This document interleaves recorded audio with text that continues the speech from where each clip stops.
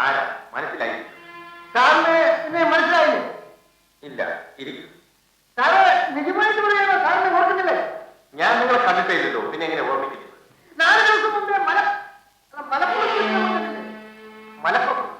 അയ്യോ, അപ്പൊ നമ്മുടെ സ്വർണ്ണമായിട്ട് ഓർക്കുന്നില്ലേ? സ്വർണ്ണം?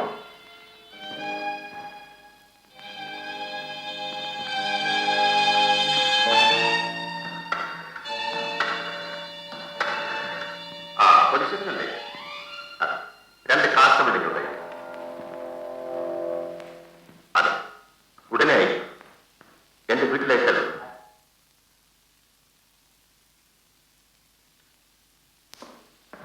അല്ല, ഇവിടെ വന്ന് നിൽക്കുകയാണോ? ഇവിടെയൊക്കെ അന്വേഷിച്ചു. നിങ്ങൾ ആരാ? ഞാൻ ഇദ്ദേഹത്തിന്റെ അനന്തരവനാണ്.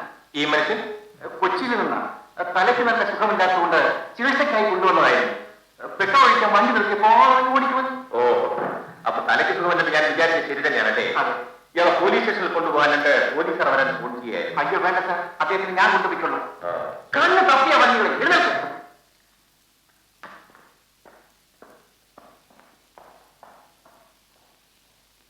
സാറ് ഞാൻ നിൽക്കുന്നത് ഇല്ല സാർ, ആ ഇരിപ്പൊക്കെ തന്നെയാണ് നീ സ്വർണ്ണം വാങ്ങിച്ചത്. എനിക്ക് യാതൊരു തെറ്റും പറ്റില്ല. എന്നെ കണ്ടിട്ട് യാതൊരു പരിചയം പോലും ഭാവിക്കാത്തതുണ്ട്. അതാണ് ഞാൻ ആലോചിക്കുന്നത്. ഏതായാലും നമുക്ക് കൊണ്ടോട്ടിരുന്ന് പോയിട്ട് ഉടനെ മടങ്ങി വന്നേക്കാം.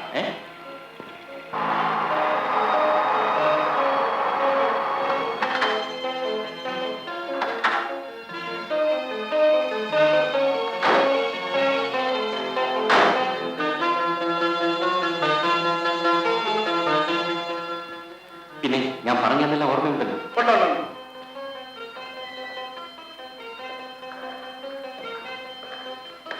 കാപ്പുണ്ടോ?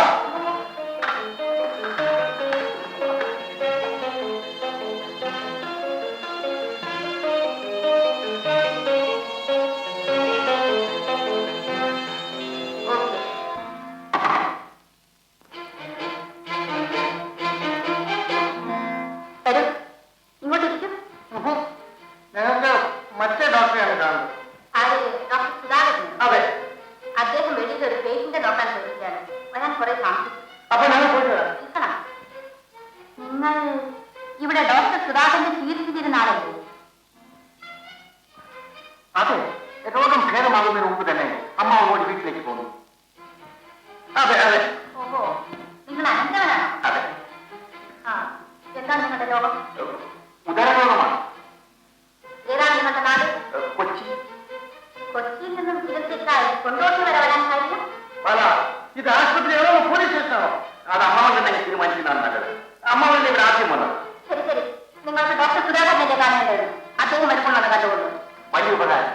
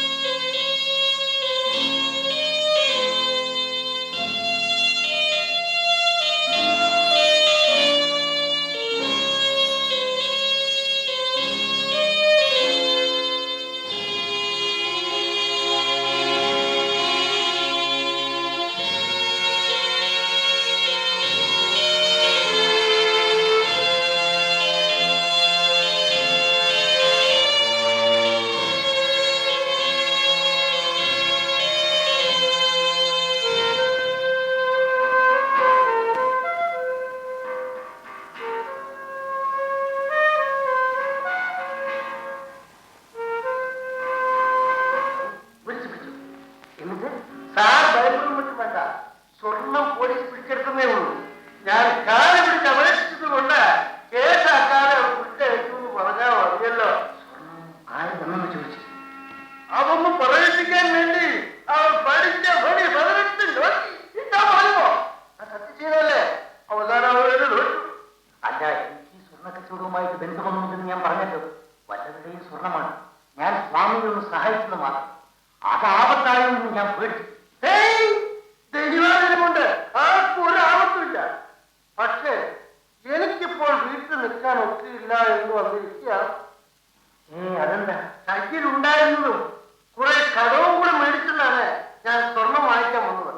ഇപ്പൊ എന്ത് പറ്റി? സ്വർണവും ഇല്ല, രൂപയുമില്ല. വീട്ടുമുറ്റത്ത് നിറച്ച് കടക്കാറുമായി. ഇത് പറ്റുന്ന അവരോട് പറയാമോ? ശരിയാണ്, ശരിയാണ്. അതിന് ഒരു പോവയായിട്ടാണ് ഞാൻ ഇത്തവണ വന്നിട്ടുള്ളത്. പുഷ്പം ഉഷ്ണേന ശാന്തി എന്നൊരു പ്രമാണമില്ലേ? പൊണ്ണുകൊണ്ട് പോയത് പൊണ്ണുകൊണ്ട് തന്നെ എടുക്കണം. അതുകൊണ്ട് എനിക്ക് കുറച്ച് പൊണ്ണു കൂടി വേണം. കുറച്ചെന്ന് പറഞ്ഞേ ഒരു 25,000 രൂപയ്ക്ക് ഇരിക്കട്ടെ. രൂപ ഇന്ത്യയല്ല, അൻഡ്രവന്റെ ആണ്. അതാണ് ഇത്രയും അൻഡ്രവൻ കൂടി വന്നിട്ടുള്ളത്. സാർ എന്നെ സഹായിക്കുന്നത് പോലെ അവനും എന്നെ സഹായിക്കുന്നു, അത്രേ ഉള്ളൂ. ഈ രൂപ എന്ന് വാങ്ങി വേണ്ട, അവർ വരുമ്പോൾ കൊടുത്താലുണ്ട്. സാധനം ഇപ്പോൾ സ്റ്റോക്കില്ലെന്നാണ് അവർ പറഞ്ഞത്. ഒരാഴ്ചയെങ്കിലും താമസിച്ചതായി. ഒരു വീട്ടിൽ വേണമോ? അല്ലാതെ ശരി. വിജയത്തെ കൊണ്ടുപോയി 11-ാം നമ്പർ തെറ്റിച്ചത്. വേണ്ട സമയത്ത് ആദ്യം തന്നെ താമസിച്ചോളാം. അപ്പോൾ സ്വാമിക്ക് 12-ാം നമ്പർ തെറ്റു. അതെങ്ങനെ ഒഴിച്ചിട്ടില്ലേ?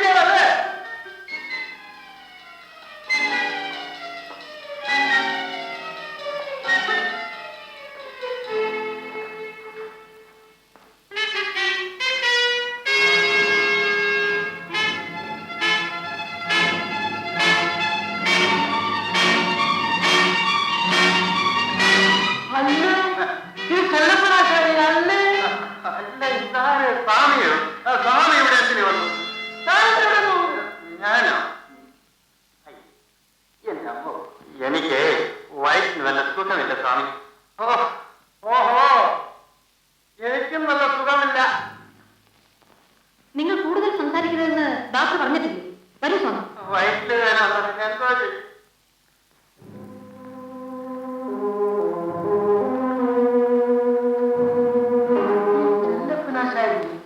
ചികിത്സയ്ക്ക് വന്നിട്ടുണ്ടോ? ഇല്ല, ആദ്യമാണ്. ഇനി കിടന്നോളൂ. ആരാണ് ചെല്ലപ്പനാശാരി? ചെല്ലപ്പനാശാരി അറിയില്ലേ? കൊല്ലത്തുകാരനാണ്. വലിയ സ്വർണ്ണക്കടയൊക്കെ ഉണ്ട്. അയാൾക്കും എന്റെ സൂക്കേട് തന്നെയാണെന്നാണോ തോന്നുന്നു. ഇല്ലെങ്കിൽ പിന്നെ കൊല്ലത്തു നിന്നും കൊണ്ടോട്ട് വരെ ചികിത്സയ്ക്കായി വരണമോ? ശരി, നിങ്ങൾ ചികിത്സയ്ക്കായി ഇവിടെ വന്നവരാ. നിങ്ങളെ വിളിച്ച് ഇങ്ങനെ സംസാരിക്കുന്നതിൽ അസുഖമൊന്നും തോന്നുന്നില്ല. അസുഖമൊന്നും തോന്നുന്നില്ല. പക്ഷേ ഞങ്ങളിങ്ങനെ സംശയിക്കുന്നതിന്റെ കാരണം എന്താണെന്ന് മനസ്സിലാകും. 2-3 ദിവസങ്ങൾക്ക് മുമ്പല്ലേ നിങ്ങൾ ഇവിടെ നിന്ന് പോയത്? ഉടനെ വീണ്ടും വന്നത് എന്തിനാ? വീണ്ടും വ്യാധി വന്നാൽ ചികിത്സിക്കാതിരിക്കാൻ ഒക്കുമോ? എന്താ നിങ്ങളുടെ രോഗം? ഉദര സംബന്ധമായ രോഗമാണെന്ന് ഒരു പ്രാവശ്യം പറഞ്ഞല്ലോ. കഴിഞ്ഞ പ്രാവശ്യം രോഗം ഭേദമായതിനു ശേഷമാണ് പോയത്. ഇങ്ങനെ ഒന്നും ചോദിക്കരുത് മോളെ. അവർ നമ്മുടെ നഴ്സിംഗ് ഹോമിൽ ചികിത്സയ്ക്കായി വന്നുപോയി. അതുകൊണ്ട് അവരോട് ഇങ്ങനെ ചോദ്യങ്ങൾ ചോദിക്കാൻ തുടങ്ങിയാൽ നിങ്ങൾ പോണം. ഇങ്ങനെ ഒരു നഴ്സിംഗ് ഹോം ഞാൻ ആദ്യമായിട്ടാണ് കാണുന്നത്. അല്ല, ഒരു കണക്കിന് നോക്കിയാൽ വിളിച്ച് സംസാരിച്ചത് നന്നായി. പരസ്പരം പരിചയപ്പെടാൻ കഴിഞ്ഞു. അല്ല, അതൊന്നും ശരി തന്നെ. അപ്പൊ ഞങ്ങൾ അറിയില്ല.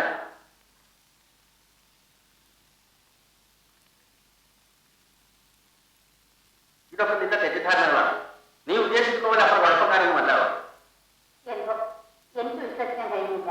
അല്ലെങ്കിൽ തന്നെ നീ ആരെങ്കിലും വിശ്വസിച്ചു? കുഞ്ഞിലെ മുതലേ നിന്റെ സ്വഭാവം അങ്ങനെ. രോഗമില്ലാത്ത പലരും രോഗികളാണെന്ന് പറഞ്ഞ് ഡോക്ടർ സുധാകരൻ ഇവിടെ അഡ്മിറ്റ് ചെയ്യാറുണ്ട്. അത് എന്തിനു വേണ്ടിയാണെന്നാണ് എനിക്ക് മനസ്സിലാവാൻ. അങ്ങനെ വല്ല ഡോക്ടർമാരും ചെയ്യുമോ മോളെ? തന്നെയുമല്ല, രോഗമില്ലാത്ത ആരെങ്കിലും ഈ ആശുപത്രിയിൽ വന്ന് രോഗികളുടെ കൂടെ കിടക്കാൻ ഇഷ്ടപ്പെടും. ഇതാണ് നിന്റെ തെറ്റിദ്ധാരണ ഞാൻ പറയുന്നത്. ശരിയാ, തെളിവ് സഹിതം ഈ തെറ്റിദ്ധാരണ മാറ്റാമോ എന്ന് ഞാൻ ശ്രമിക്കാം.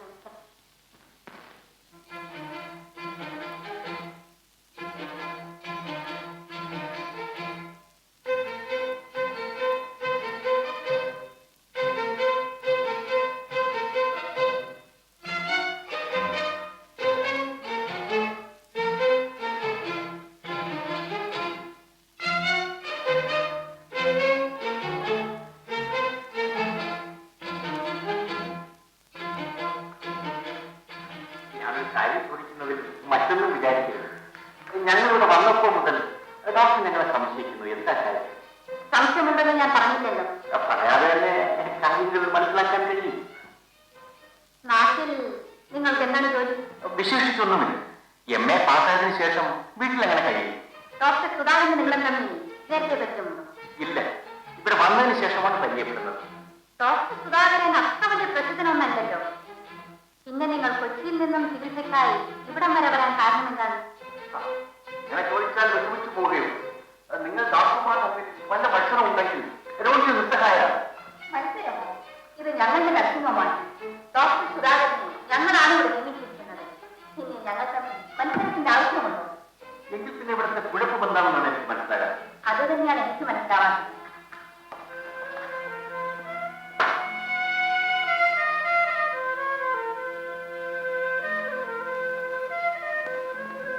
തെളിവ് സഹിതം ഈ തെറ്റിദ്ധാരണ മാറ്റാമോ എന്ന് ഞാൻ ചോദിച്ചത്.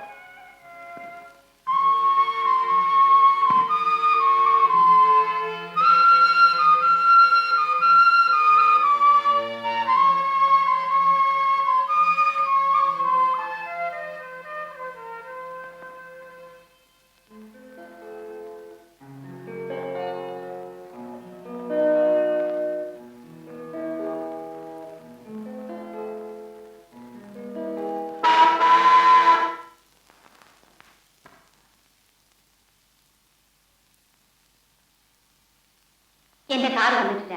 ഒന്ന് വീട് വരെ പോകേണ്ടിയിരുന്നു. അതെന്താ കേരളം ഞാൻ കൊണ്ട് വിടാമല്ലോ. Thank you.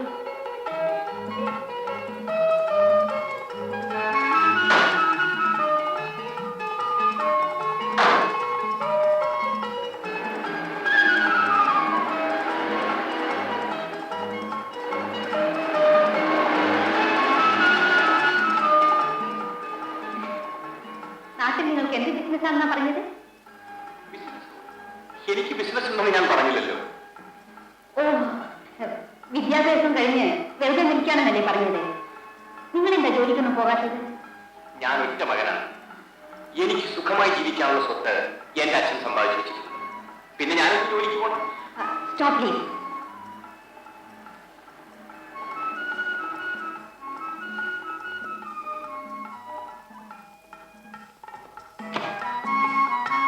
അല്ല, ഇതെന്താ ഇവിടെ ഇറങ്ങിയത്?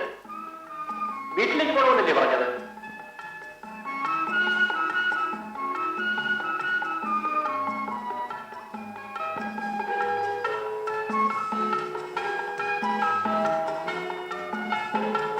എനിക്കൊന്നും മനസ്സിലാകുന്നില്ല. കാര്യം എന്താണെന്ന് പറയും.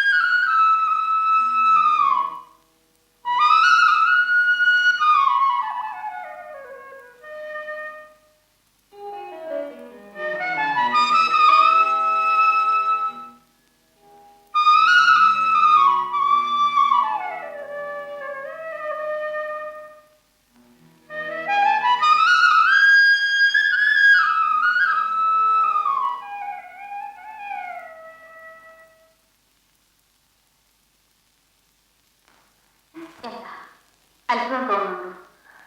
അത്ഭുതങ്ങളെല്ലാം അപ്രതീക്ഷിതങ്ങളാണ്.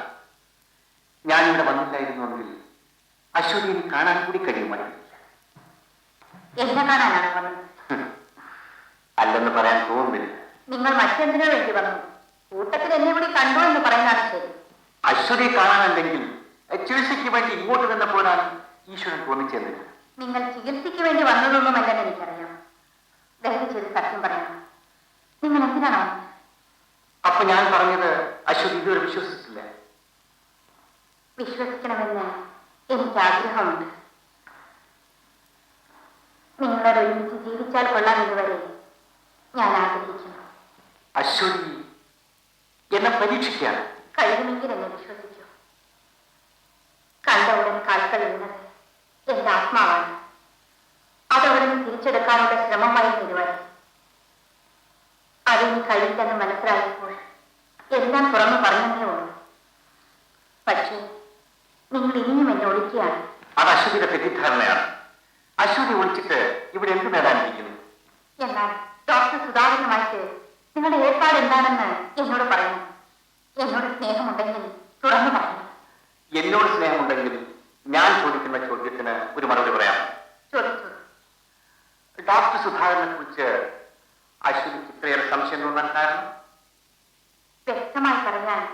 എന്റെ കയ്യിലൊന്നുമില്ല, നിറയെ സംശയങ്ങൾ മാത്രം. പാവപ്പെട്ട എന്റെ അച്ഛനും ഞങ്ങളുടെ നഴ്സിംഗ് ഹോമിനും എതിരായി അയാൾ എന്തൊക്കെയോ ചെയ്യുന്നു എന്നുള്ളത് തീർച്ച.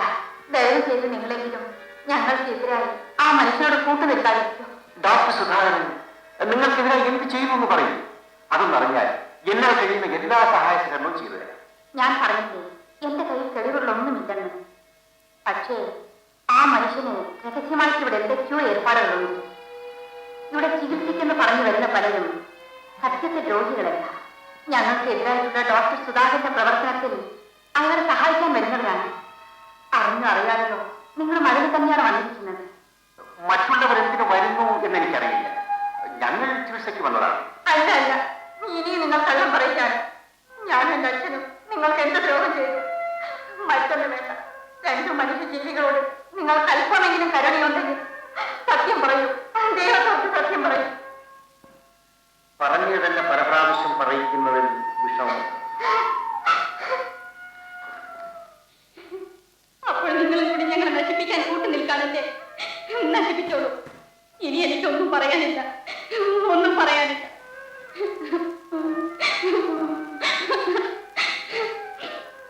അശ്വതി ഇനിയെങ്കിലും ഒരു കാര്യം മനസ്സിലാക്കാം. ഞാനിവിടെ വന്നത് മുതൽ അശ്വതിയും അച്ഛനെയും ശ്രദ്ധിക്കുകയായിരുന്നു. നിങ്ങളെ വിശ്വസിക്കാമെന്ന് എനിക്ക് ബോധ്യമായി. എന്നാൽ അങ്ങ് ആരാണെന്നും എന്തിനു വന്നതാണെന്നും പറഞ്ഞുകൂടെ? എന്നെപ്പോലെയുള്ള ഒരാൾ താൻ ആരാണെന്ന് പലപ്പോഴും പലരോടും പറഞ്ഞുകൊള്ളു. എന്നാലും നിങ്ങളെ രക്ഷിക്കാൻ വേണ്ടി നിങ്ങളുടെ സഹായം കൂടി എനിക്ക് ആവശ്യമുള്ളത് കൊണ്ട് ഞാൻ ആരാണെന്ന് അശ്വതിയോട് പറയാം. പക്ഷേ ഇത് പുറത്താരോടെങ്കിലും പറഞ്ഞാൽ നിങ്ങൾക്കായിരിക്കും അവർ. മരിക്കേണ്ടി വന്നാൽ പോലും ഞാനത് മറ്റാരോടും പറയില്ല. ദയചെയ്ത് തന്നെ വിശ്വസിച്ചോ. വിശ്വാസമില്ലാഞ്ഞിട്ടല്ല. പക്ഷെ ഒരു കാര്യം, നിങ്ങൾ എന്നെ ചതിക്കാൻ ശ്രമിച്ചാൽ നിങ്ങൾ എല്ലാവരെയും പിടികൂടാനുള്ള തെളിവുകൾ എന്റെ കൈവശമുണ്ട്. ഞാൻ ഒരു CID ഓഫീസറാണ്. അതെ, നിങ്ങളുടെ ഡോക്ടർ സുധാകരനും ഇവിടെ എന്താണ് ചെയ്യുന്നതെന്ന് എനിക്കറിയാം. ഇനി തെളിവുകളോടും രേഖകളോടും കൂടി അയാളെ പിടിക്കുകയത്. അയാൾക്ക് കള്ളപ്പൊന്നിന്റെ ഏർപ്പാടും.